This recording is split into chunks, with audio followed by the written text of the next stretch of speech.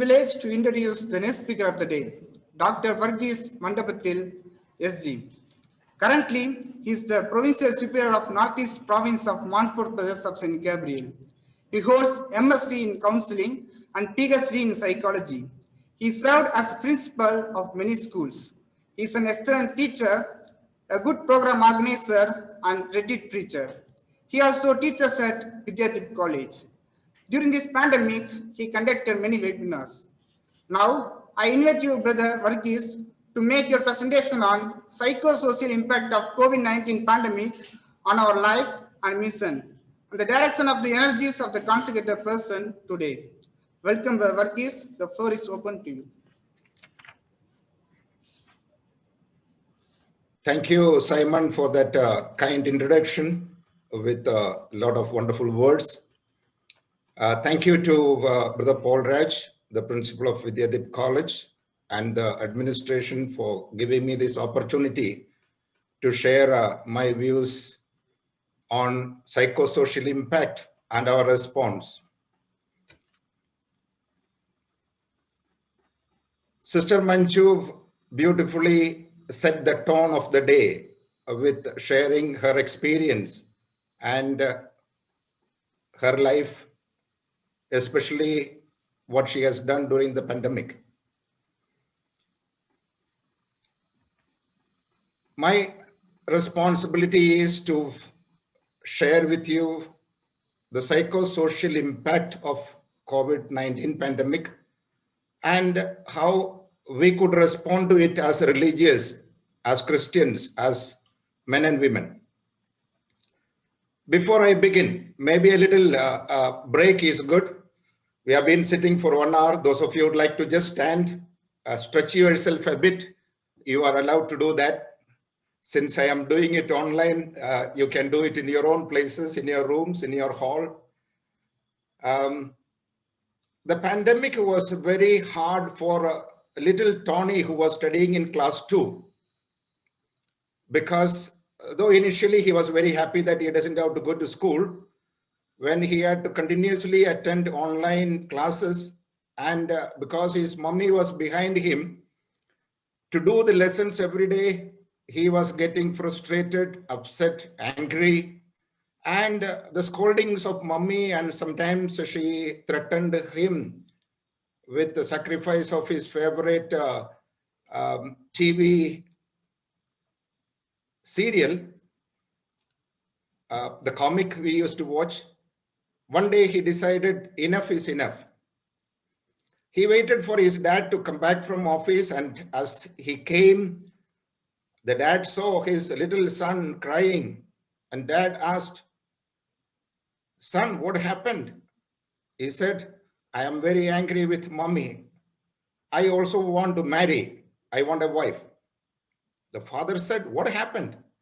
He says, "Every day mommy scolds me, punishes me when I don't do my lessons and homework, but she never scolds you. When you miss your schedule, when you misplace your specs, when you don't find your shirt, she very obediently gets it for you and looks after you. Even when you do mistake, she, never scolds you. So I also want a wife." The father said, "Son, there is a problem. Whom will you marry?" And little Tony said, "Oh, that's not a problem. I will marry grandma." Said, "Why?" "Grandma is very good to me. She never scolds me even when I do mischief. She gives me chocolate. In the evening, at night, she tells me stories. And I think she is the perfect person for me." And dad told him, "Tony, there is a difficulty." He said, "What?" "Grandma is my mother." And Tony said, "What the hell? You married my mother." Well, friends, the birth of a man divided the world history into two, before Christ and after Christ. And I think coronavirus has divided again the world history, BC, before Corona, and AC, after Corona. And we are in the new normal. We were all in the same storm, or we are but not all of us in the same boat. Today, we are mostly concentrating on religious and religious spirituality. And I think we religious were in a very strong boat, if not a ship. None of us bothered about our food. None of us were worried about getting provisions during the lockdown. And even when we couldn't collect school and college fees, we were not affected. Well, when we talk about the impact, we need to look at the psychological, physical, spiritual, and the social. I'd like to combine the social and the psychological and call it psychosocial. There was a survey done in states by Edwin et al. In April, May 2020. And they came up with a finding. They said people, 13% of the people were joyful, 18 were afraid, 4 were surprised about what was going on. About 32% were angry with what was happening around them and the world. 23% were sad and 10% disgusted. Albert Ellis, the father of REBT, says people don't just get upset, they contribute their upsetness. And so one of the things that hit us religious, even ordinary people, is the fear. I remember in July, I think it was the 2nd of July, when Sister Ajay Mary, the provincial of Franciscan Sisters of Immaculate Heart of Mary, died in Delhi, and the videos of how her body was cremated with nobody around, a priest staying far away, brought waves of fear into the minds of a lot of people. And then there were news about another provincial dying in Calcutta and a third in Chennai. Some of my confreres told me, be careful, the provincials are very vulnerable. I said, I am not afraid. And another companion who was sitting at table said, thanks to COVID, it is a good riddance sometimes. I had decided to look at things positively, and so I took it that it was meant for some other provincials and not me. Well, one of the psychological factors that is a common, affected most of the people is stress. We were not used to such a long lockdown. A few days of lockdown, we were, wondering what is going to happen, and it went on and on. And a study made in states showed the pandemic distress among different age groups. And if you can see the screen, people from 18 to 50 are the most affected. About 53% moderately affected and 37% very high. And the 35 to 49 group, 51% affected moderately and 32% very high. If you can see, the senior ones who are not allowed to go, but then had come to the, maturity and understanding of their life situation, were much less affected. They were very low on pandemic distress and were able to cope much better. Now, you see the different physical symptoms of continuous mental strain on people. Some people had headache, neck pain, eye problem, rashes, and a whole lot of symptoms are seen and experienced during this pandemic. Thank God the hospitals were closed, especially at the initial stage, that many people stayed at home and learned to deal with the problem. The second most important emotional difficulty that people went through was anxiety. One of my confreres phoned me and said, I had a bypass surgery.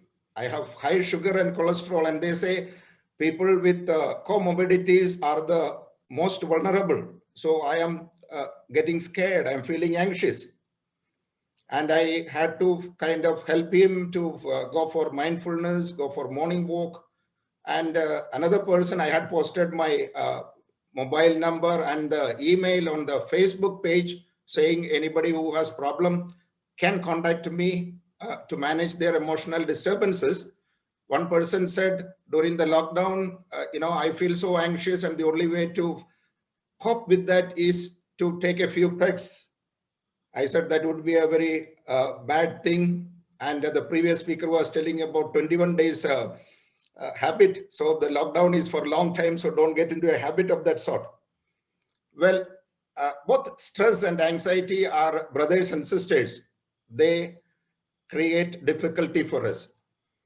Look at some of the common anxiety symptoms: increased heart rate, trembling, nausea. You can have heart pressure going up, blurred vision, ringing in the ears, etc.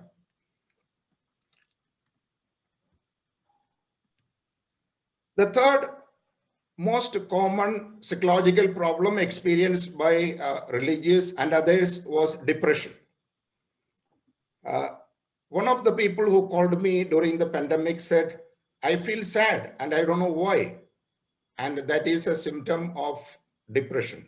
The people having difficulty with sleep, people who did not know what to do, and therefore they were inactive, low energy, and all these difficulties lead to or indicate that they are going through mild depression, or people who are inactive for a long period of time, prolonged depression. And this, all of us experience depression, short, small depressions at varied times. But then when it is a continuous process, when it is for a longer period of time, I think we should take care, because depression leads to suicide or suicidal ideation. This is another important factor that we have seen, or another important impact of the COVID-19, especially in the month of April, May. There were a lot of people who were committing suicide, including priests of religious, priests of Catholic Church, of other religious groups, Hindu priest, Muslim priest, and other predominant religious groups.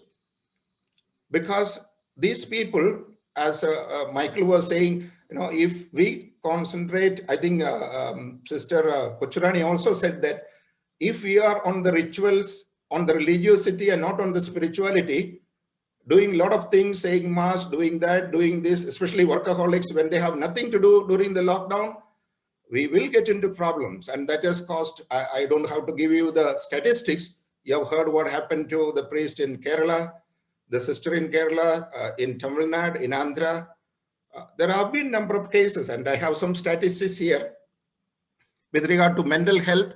If you can look at the screen, you will see depression in state between 2019, the second quarter, and 2020, there is a huge jump.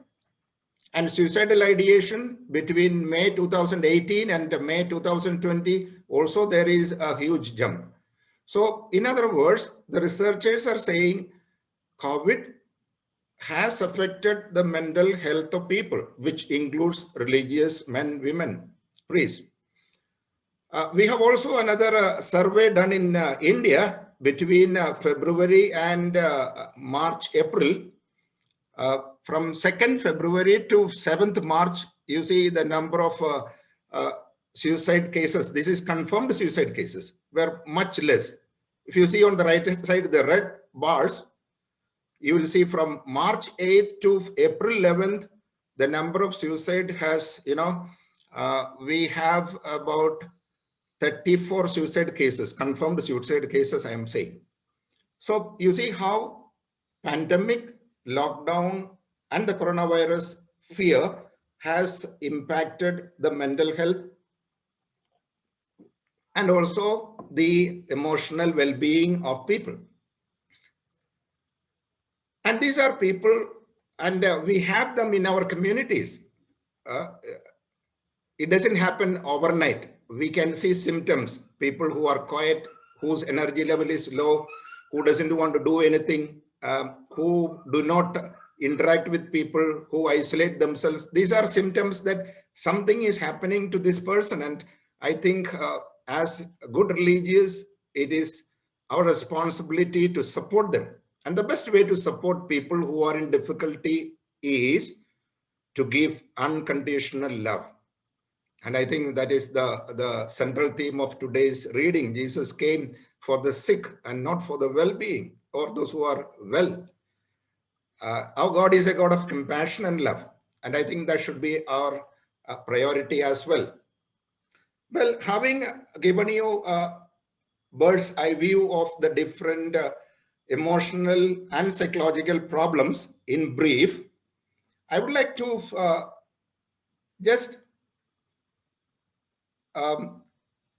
enumerate how we will be able to manage these psychological problems and social problems that we encounter every day in our life. How to manage our fears, our anxieties, and stress. Now we have to look at life from two different perspectives.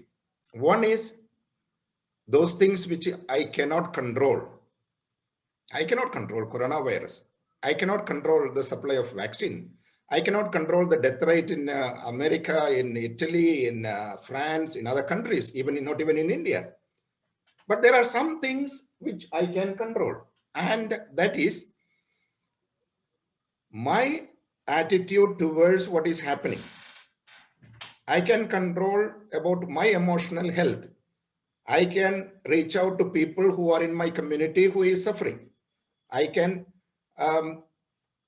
help and reach out to somebody who is in need in my neighborhood around me. And this is what I can control. And therefore, we need to pray the serenity prayer. Lord, give me the wisdom to change those things which I can change, to accept those things which I can't change, and the wisdom to know the difference between the two. And I think that would be the best way to manage our emotions. And we definitely can do it. If we put our mind and heart, there is no doubt we can. We have a choice. All of us have a choice. We can choose to remain happy or choose to get upset, worried, and emotionally disturbed and spoil our mind, spoil our happiness, spoil our life. So what I would say is the best mental situation and attitude is to move from negative to positive. Even the dark clouds, we can look at the silver lining. It is an attitude of our mind. Therefore, I would like to just put forward 10 ways to deal with these challenges of the pandemic and how we can direct our energy as individuals and as communities in this regard. As I said, change is the only reality that is constant in the world. And if we are not prepared to change, we are stagnated. And stagnation leads to death. Therefore, we need to change our mindset that corona is so bad, it will, affect me and get afraid and stressed and worried and nervous. Change the way we look at things. There are some people who were telling me there is no mass for 3 months. I don't know what to do. Well, I thought Jesus told the woman at the well, a time will come when you will truly worship God in your heart and not on the mountain or in the temple. And I think coronavirus time and the pandemic was a very good opportunity to test how deep are we in our spirituality. If we are, then just because we are not able to go for mass, our spirituality will not get affected.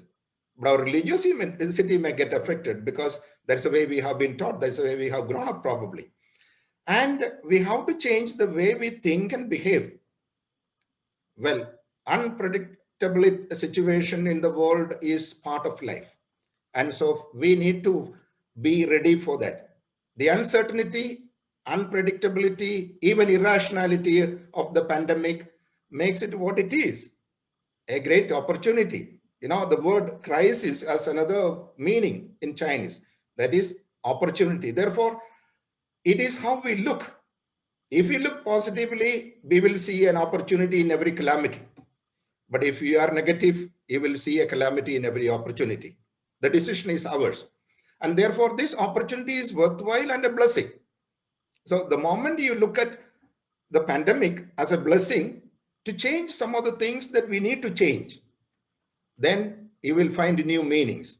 And therefore, the first point that I would like to put forward is how we can gather individual energies of the religious and the community, maybe in the province, and make it a synergy of religious working together. To some extent, I think this was achieved when Father Joe Manath, the National Secretary of CRI, asked each congregation to give an account of the good things they did during the lockdown.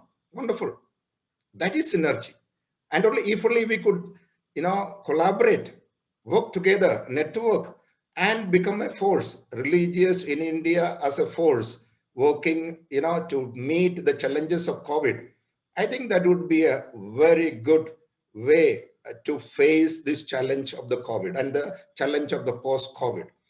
And that, I think, is synergy. We need to work towards this in our communities, in our province, in our congregation. And the best way to know where we are, I think Jesus used that methodology. What do people say? Who do you say I am? And I think we need to ask people around us, what do they think about us? Especially the way we lived our life during the pandemic, where we closed up in the rooms, not bothered about what is going on around us, or where we seen in the midst of them, just like Jesus was seen in the midst of the lepers, the blind, the deaf, at the pool of Bethsaida, wherever people were. Well, one such incident, as I had said earlier, is for the community to decide to reach out to people in need. And we have a lot of examples of this. I think not a congregation was left out in reaching out to people in need, distributing kits, packets, dry rations, and all kind of things. And I think that unites us as religious, that unites us as community, that unites us as a province. And I think calamities and crises give us an opportunity to prove our unity, our resilience, and our strength. The third point that I would like to put forward is communication. I think each of us should ask, has the lockdown improved our relationship in our communities? And relationship actually improves our immunity. It gives us better resilience and strength to deal with the pandemic uncertainty and the fear of the unknown. So when we are united, I think we are in a much better situation. And communion is not just the communion that we receive during the Eucharist. The Eucharist becomes meaningless when there is no communion. I used to sometimes tell people, if you are not continuing the communion outside the Eucharistic celebration, then the celebration is meaningless. You attend Mass every day and you can't talk to your confreres in the religious house, you can talk to your sisters, your brothers, it's waste attending that Mass, I used to tell. Well, I think this is something that will give us a lot of energy and a lot of resource to deal with the post-pandemic and as well as post-pandemic season. Well, we can improve relationship if you have the art of knowing what to ignore. Look at the two people, they see the same scenario, but one person paints the grill and the other person looks at the scenery. Every person, there is so much of goodness. If you concentrate on the goodness, the negative, weakness and limitations slowly disappear. When we keep pounding them about their weakness and limitations, it grows. Psychologists say, what do you concentrate on grows. And it is very true in our communities.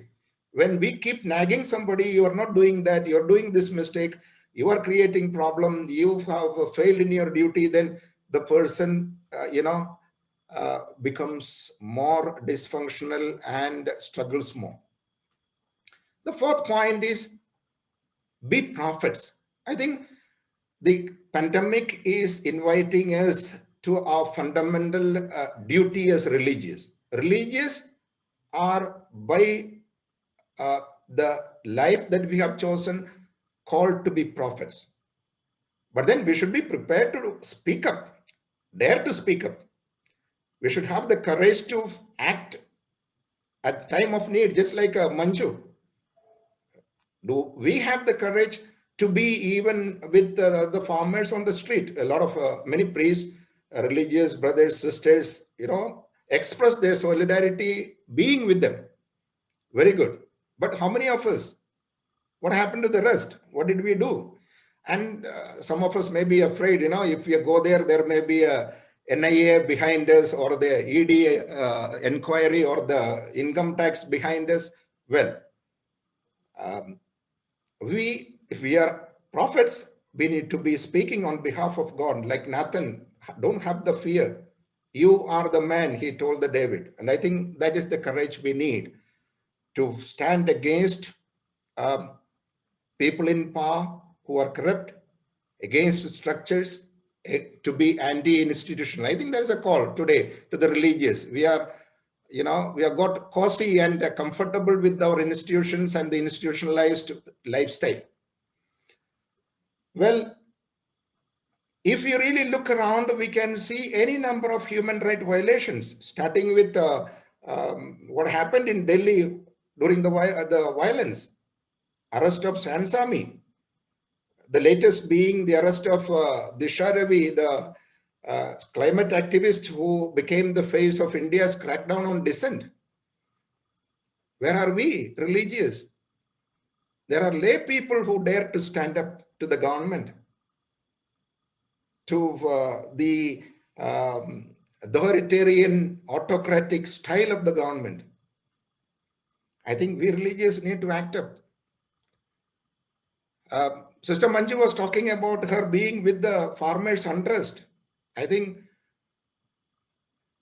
I salute her.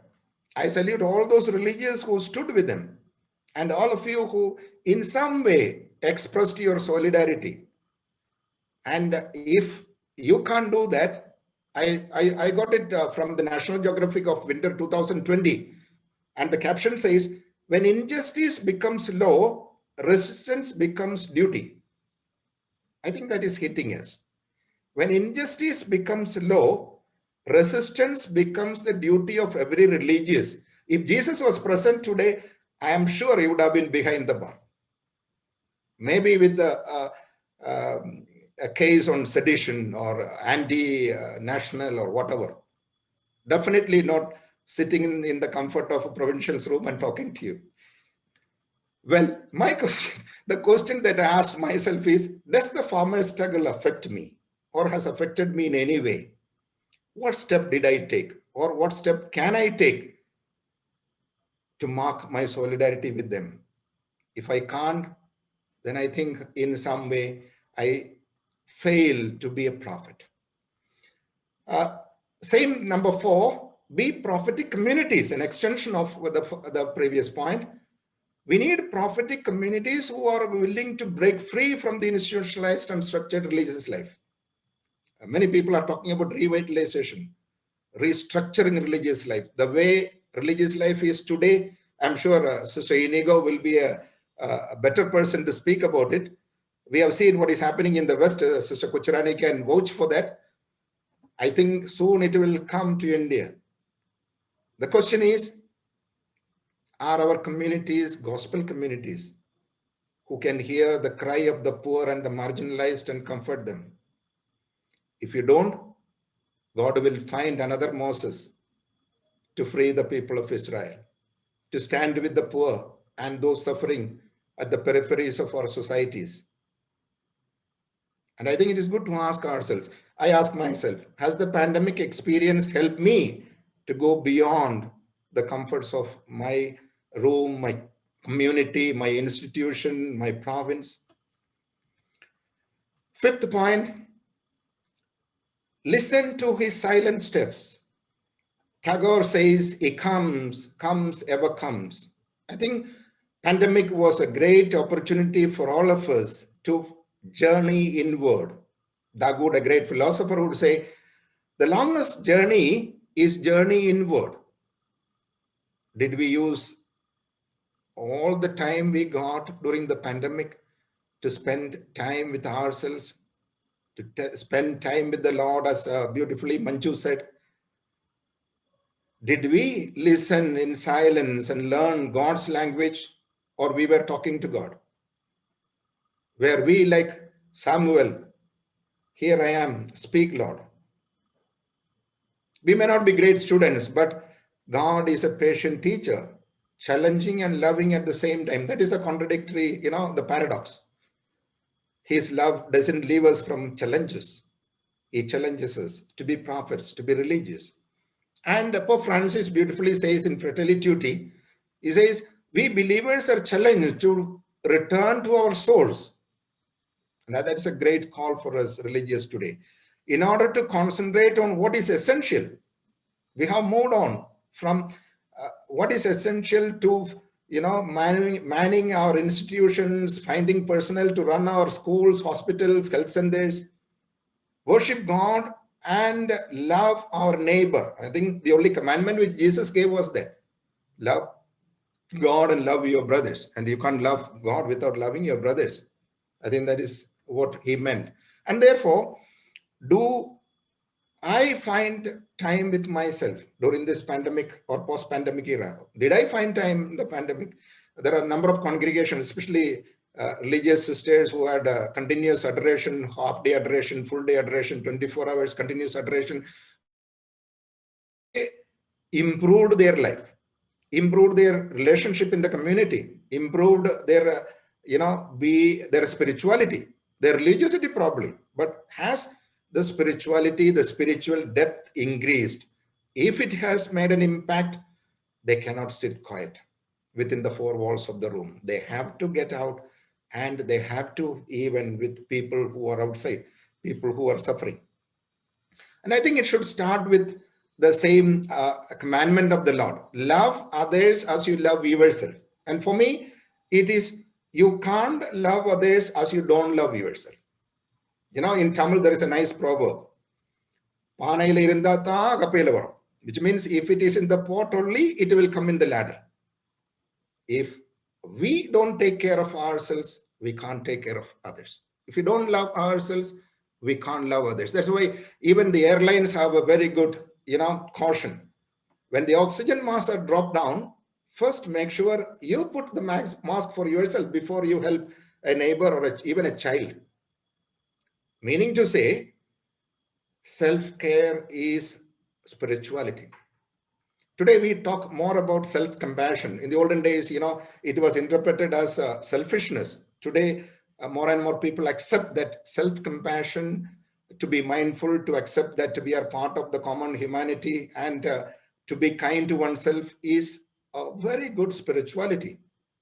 How do I deal with my stress, my anxiety, when I am sad, when I am angry, when I am broken, when I am alone? What do I do? Do I take care of myself, my body, my mind? Do I mind my mind? If I don't, I will get into problem. And they say 70% of all sicknesses are psychosomatic. I think this I have scanned from Sister Inigo's books. Inigo, who is there. Consecrated life is a call to move beyond. And I think that is a call today, the post-pandemic call. To walk the extra mile. Did we use the pandemic lockdown to be more concerned about people who are sick, people who are old, people who need our attention? If you have done that, you have a good spirituality.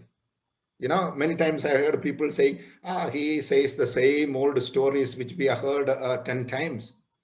Maybe an 11th time you can listen because you have plenty of time. I mean, you had no school, no college, nothing much to do. You couldn't go out. Did we spend time with our confreres is an important thing that we need to ask. So therefore, we need to walk that extra mile. And I think each of us need to evaluate ourselves. Am I satisfied with what I have done during the pandemic? Where would we round? Satisfied?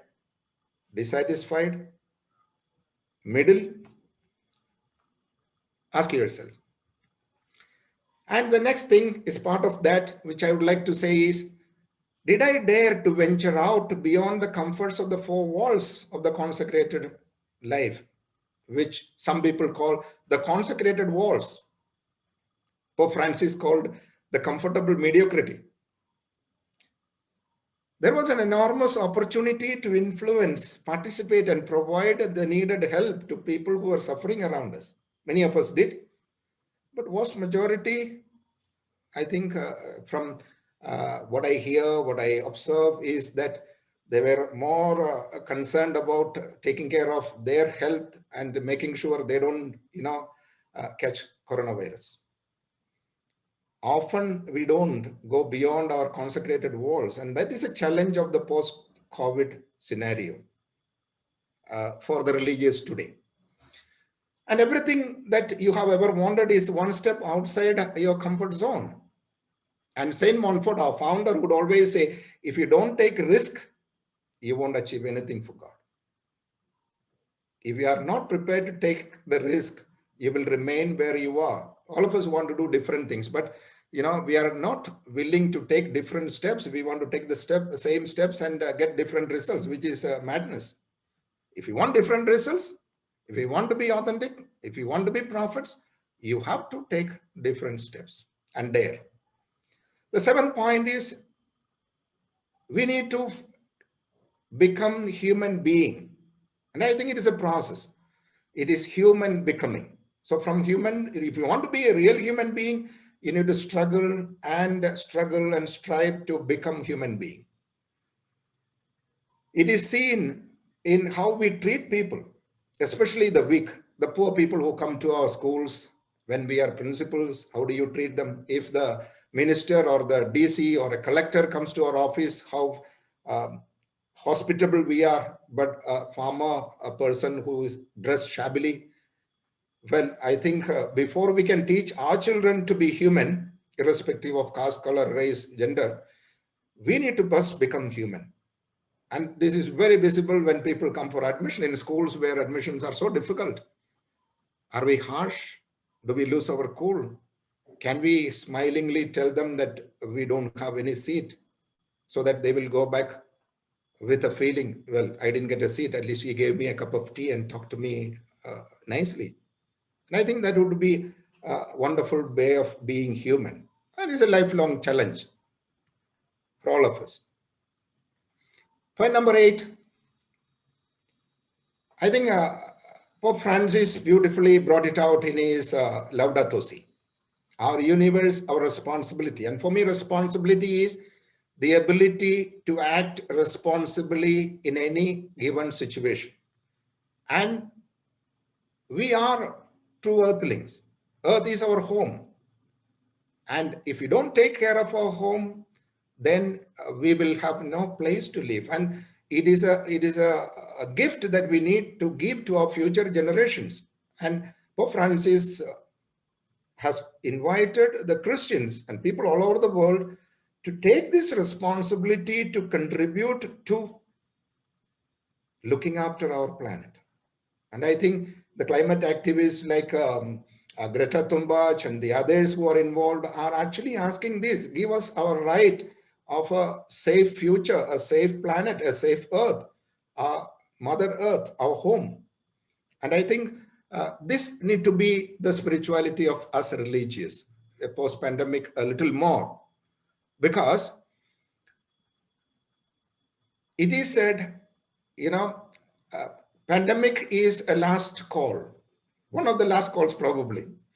It has revealed a fundamental truth that we cannot be healthy unless our relationship with the planet and this ecosystem is healthy. How do I respond to this as an individual? How do I respond to this as a community of religious? How do I respond to this as a school community, as a college community, as a healthcare community? Well, ecology has to become a spirituality, and it's a challenge. It's an everyday challenge in small and big ways. Number 9, called to be good Samaritans. I'm just comparing two plagues. One which happened in 430 BC, which devastated the city, which killed about 1 lakh people. And another in 165 to 180 AD, which decimated about 10% of the population of the Roman Empire. But the difference was this. In the first plague, people died and then the dead bodies were heaped and were left to rot. But in the second plague, where Emperor himself died, a group of Christians who were fearless to face death went around the street giving honorable burial, looking after the sick and the poor and the needy, and they started serving and caring for those affected. This fearlessness of the Christians drew the attention of people, and a lot of people converted to Christianity. And I am sure you would have seen the movie Bakita, in which this African girl goes about serving and taking care of people who are suffering because of the plague that happened. And that sets her aside, and then slowly people start appreciating her. And I think COVID pandemic is a great opportunity for us to be good Samaritans. And therefore, we need to ask, was I a good Samaritan during this pandemic? Or was I like the priest, want to do my duty and I have no time? Or the Levite, I am a knowledge person, I have to run school, college, I have a lot of official work to attend to. Or like the Samaritan, who can stop by, take care, give all the money that he had, and promise the innkeeper, when I come back, if there is anything due, I will pay. The robbers said all that the man had is mine and robbed him. The priest said, I'm too busy and no time. It's not my concern. My time is my time. The Levite, yes, I have important things to do. And the Samaritan, all that I have is for the man attacked. And all that in future that he needs, also I will give. I think that is the best way to be in the post-COVID era. And Martin Luther Jr. has a beautiful question. The first question is, which the priest and the Levite asked, if I stop to help this man, what will happen to me? I am the focal point. The unholy trinity, I, me, and myself. But the Good Samaritan reversed the question. If I do not stop to help this man, what will happen to him? I think that is the invitation for each of us, not only for religious, but every human being. If we don't stop to help people in need, what will happen to him? What will happen to the society? What will happen to this world, the universe? So the responsibility becomes ours. Responsibility becomes mine. And I think there is a beautiful way to deal with that. I read an article written by Bishop Alex Dias, I think it was in December, Indian Current, where he says, in my thinking, the coronavirus could be a golden opportunity of renewal and grace for the church. We are living in a world in which there are few Samaritans, whereas the world is full of people who are desperately in need of them. He was the bishop of Port Blair at that time. The coronavirus could be a sign coming from God, a sign for our times, to remind us that it is time for us to pull up our socks, we as religious, we as individuals, to meet the challenges, to be what we are called to be, a sign and sacrament of love of God for my brother and sister. We are meant to be for others, for my brothers, for my sisters, for the community there, for mankind, and particularly when there is a problem. a difficulty, a crisis. So the predominant response of the majority, the predominant response according to him, the majority of the church was withdrawal into the comfort of their religious houses and presbyteries. And I have read Brother Varghese Tekanath, the director of MSI in Hyderabad, who was very actively involved in COVID relief work, writing the same in one magazine I remember to have read. He also said the predominant response seems to be, being careful about my health, my community, and me. What about me as an individual? What about my community, wherever you are? What was my predominant response to this COVID pandemic?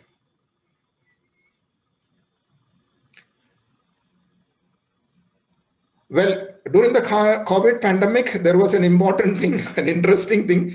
There were disproportionate multiplication of online masses. Many people, especially sisters, told me I attended 3 mass a day, including Pope's mass, online masses. So much so, some of my relatives now said the Kerala, even though the it has not started the mass, but then still they are watching or having online masses. So what are our excuses? Are your excuses greater than your commitment? And I think Tagore gives us the right example. Leave this chanting and singing and telling of beads. Whom do you worship in the dark corner of your temple? Open your eyes and see that the Lord is not before you. He is there where the pathmaker is breaking the stone and tiller is tilling the ground. Put off your holy mantle and be even like him. And if you don't dare to venture out to help the needy, why then be a religious is the question. Well, the call is a call to fullness of life. Jesus said, I have come so that you may have life and life to the full. And so the invitation is to wholeness. And for me, wholeness is holiness. And that's what Jesus said, follow me. And the last point, to follow Jesus the healer. And I think COVID is a beautiful time when we should use all our energy, our hospitals, our health centers, our communities, our schools, our facilities to help people who are suffering, who need our help. And I think that would be to be a good Samaritan, to walk in the footsteps of the Samaritan and not to follow the priest and the Levite.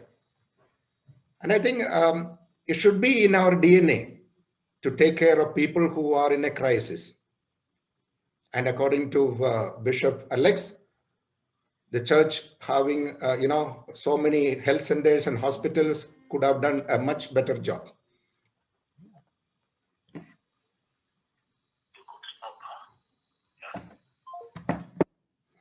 Just to conclude, I think we need to be at the service of the world, people.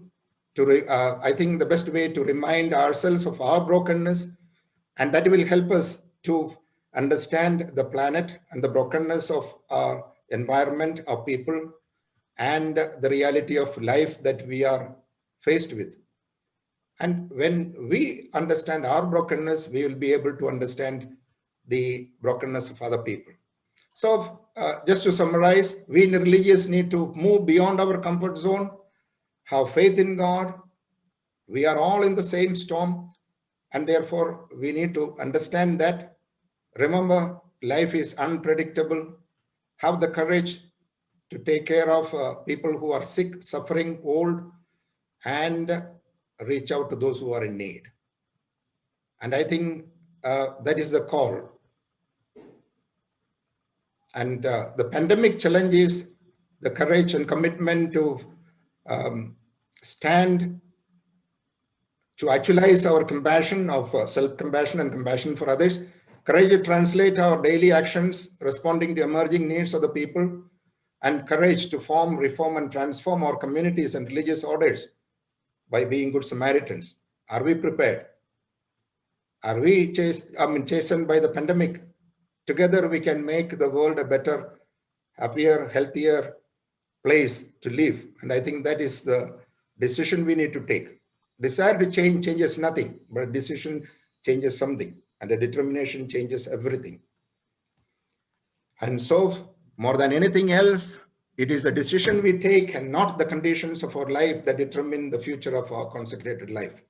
And is it in our hands? So let us wake up and be prophets, religious, and men captivated by compassion and love. Thank you.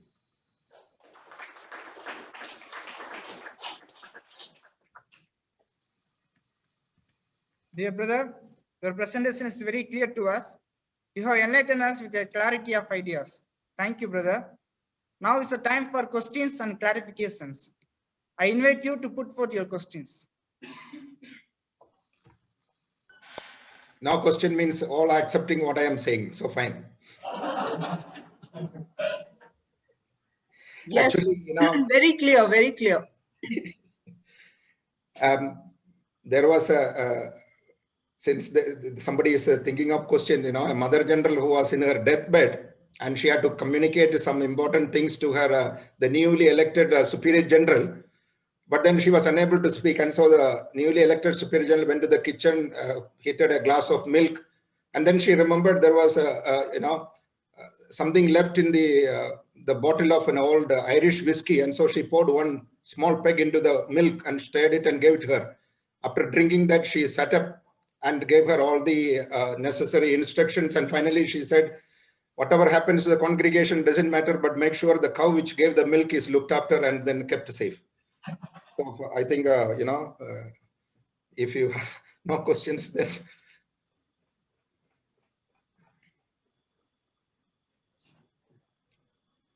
I think no questions. So Good. once again, I thank you, Brother Varghese, for your clear presentation and useful ideas. I am sure it will be great use of us all. Thank you, brother. Let us give good applause for Brother Varghese. Thank you.